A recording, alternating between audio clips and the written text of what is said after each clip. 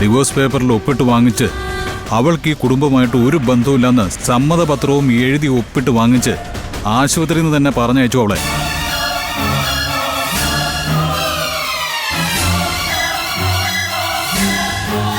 അതാണ് ശരിയെന്ന് എനിക്ക് തോന്നി. അവൾ ഇനി ഈ വീട്ടിലേക്ക് വരാൻ പാടില്ല.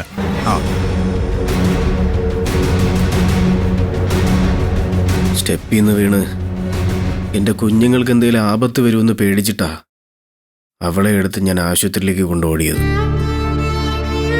പക്ഷേ എനിക്കിപ്പോൾ ഇല്ലാതെ എൻ്റെ കുഞ്ഞുങ്ങൾ മാത്രമല്ലല്ലോ അമ്മേ, ജീവിതമേ പോയില്ലേ.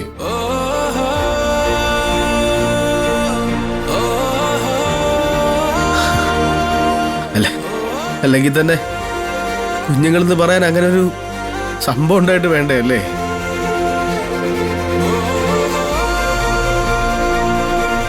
എന്തൊരു വിഡ്ഢിയാ ഞാൻ. എന്റെ ഗതികേടാ ഇത്, ഗതികേടാ.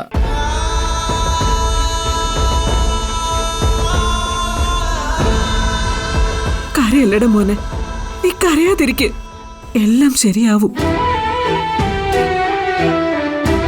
ശരിയാക്കാം നമുക്ക്. ഇനി എന്ത് ശരിയാവാനാ അമ്മേ?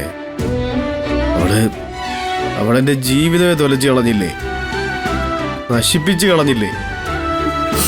എന്റെ മോൻ അങ്ങനെയൊന്നും ചിന്തിക്കാതിരിക്കെ.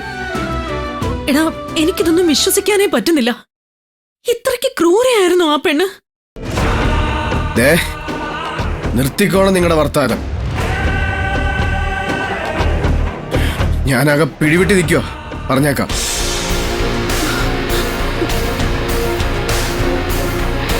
ശിവാനി പ്രഗ്നന്റ് അല്ല എന്നുള്ള കാര്യം നിങ്ങൾക്കും അറിയായിരുന്നു, അത് ഉറപ്പാ. പ്രണവേ, ഞാൻ എവിടെ വേണേലും വന്ന് സത്യം ചെയ്തു തരാം. എനിക്കിതൊന്നും അറിയില്ലായിരുന്നു, സത്യമായിട്ടും അറിയില്ലായിരുന്നു. അറിയായിരുന്നെങ്കിലേ ആ നിമിഷം തന്നെ ഞാൻ അവളെ ഈ വീട്ടിൽ നിന്ന് അടിച്ചു പുറത്താക്കിയേനെ. ഇനിയിപ്പോ വലിയ വീരവാദം ഒന്നും മുഴക്കണ്ട. ശിവാനി എന്താണെന്നും അവളുടെ പ്രകൃതം എങ്ങനെയാണെന്നും ആന്റിക്ക് നന്നായിട്ട് അറിയാമായിരുന്നതാണല്ലോ. ഏയ്, ഞാൻ